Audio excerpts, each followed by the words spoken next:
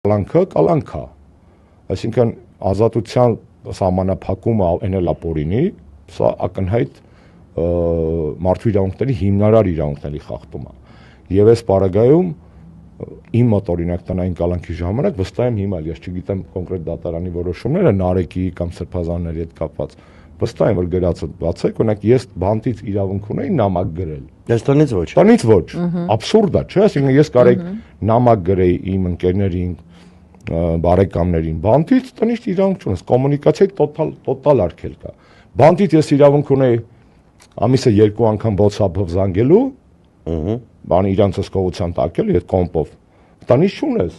Այսինքն ուտես լիքը բան կա, որ դու տնից չունես իրականում։ Բանտում ինձ կարար այցելեր ցանկացած մեկը, որ գործով չի անցնում, տուն չի կարող այցելի։ Տանը մենակ մերձավորներն են կարող գալ ու մեր օրենսդրությամբ ու ես շատ ուրախ եմ, մերձավոր օրինակ համարում է զոքանչը։